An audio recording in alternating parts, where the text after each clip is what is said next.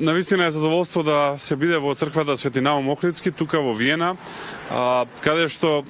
прво се почитува македонската традиција и убавата македонска православна вера и навистина е гордост и чест што сме тука. Бевме угостени од бројни луѓе кои што живеат во Виена, секако и од отецот кој што ја води оваа црква, така што навистина ми е драго што православните верници од Македонија можат и тука во Виена да се молат на Бога за подобро здравје, за успеси во животот и за просперитет на Македонија. Со нашите иселеници со диаспората разговараме како да се подобрат состојбите во Македонија. Првиот чекор е промената на власта на парламентарните председателски избори кои што се случат на 24 април и 8 мај. Ги повикуваме сите наши кои што живеат надвор од Македонија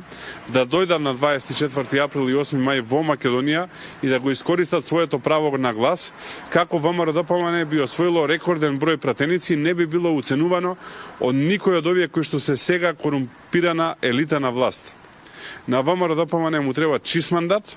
со голем број на пратеници, ако е возможно и 60 пратеник, со цел да не биде уценувано и секако политичката партија дуи да оди во опозиција. Затоа ни е потребно сите кои што живеат надвор од Македонија, како и сите кои што живеат во Македонија, да дојдат на 24 април и на 8 мај да гласаат. А после тоа разговараме како заеднички да ги исправаме работите,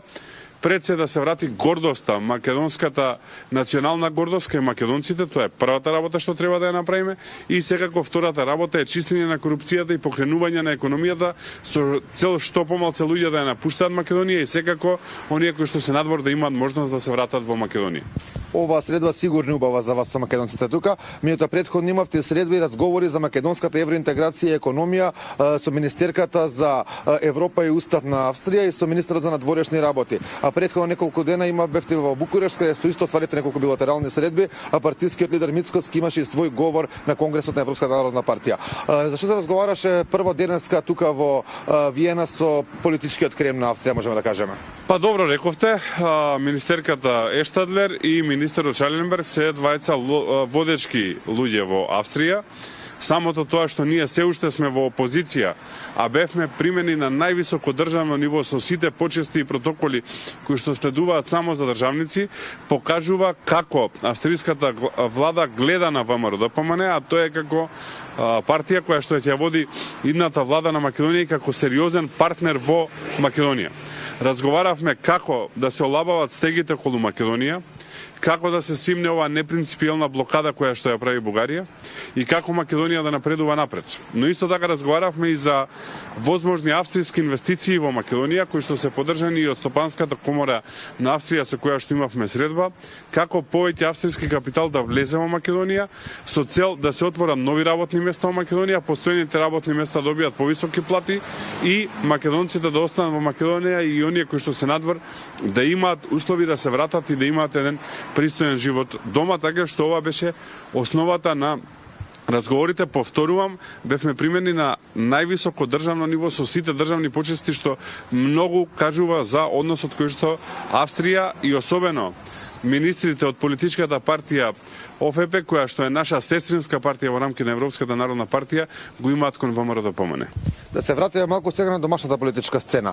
Таму можеме да видиме дека власта веќе започнува кампањата и тоа онаа црна кампања. Последни денови се сведоци дека се објавуваат фотографии од средби на Христијан Мицкоски со Ковачев и на Силјановска со Ковачев. Дали можеме да кажеме дека власта се спрема за една црневалка на кампања? Тоа е смешна работа. Видете, луѓето кои што ја избриша и изгазија Македонија, луѓето кои што сменија име на Македонија, знаме на Македонија, кои што потпишеа договор со кој што практично признаваат дека македонците не постоели, дека се бугари, сега да глумат патриотизам, е слично на она која Миле Зечевич на коњ јаваше во Крушево и исто така се обидуваше да глуми комете и патриотот, предавници, комити и патриоти не бива и таа улога на СДСМ не му личи и на следниве парламентарни и председателски избори ќе го видат тоа и ќе бидат прегазени. Ниједна црна кампања нема да им успее, повторувам, од предавници, комити и патриоти не бива. Откако министерот за внатрешни работи Панче Тошковски предупреди дека можеби студија граѓани нема можат да гласаат на изборите бидејќи имаат неважечки пасоши и стечена лична карта, на иницијатива на ВМРО ДПМН СДСМ прифатија во собранието да изгласаат да може да се гласа и со истечена лична карта и со неважечки пасош евентуално. Дали според вас ако ова не се откриеше од страна Тошковски, власта беше спремна да дозволи студија граѓани да не може да гласаат? Па ние разговараме за измените на изборниот законник добри 6 месеци, не ова од вчера. Измените на изборниот законник ги разговараат два тима од ВМРО ДПМН и од власта, затоа што измените на изборниот законник мора да бидат со консензус и во таа насока овие измени беа готови уште некаде октомври месец. Власта ги блокираше од само за нив познати причини, но за тоа ќе разговараме во некоја друга прилика. Добро е дека сега измените на изборниот законник поминаја и дека сите луѓе кои што имаат пасош со Република Македонија, а не извадиле нов пасош, ќе можат да гласат на изборите, како и сите луѓе кои што имаат лична карта со Република Македонија или лична карта која што е истечена од август минатата година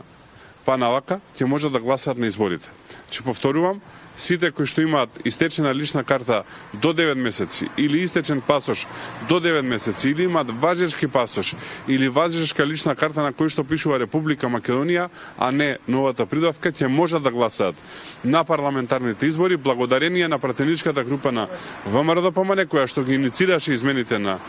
изборниот законник за кој што се разговараше или преговараше повеќе од 6 месеци и конечно вчера беа усвоени во рамки на собранието.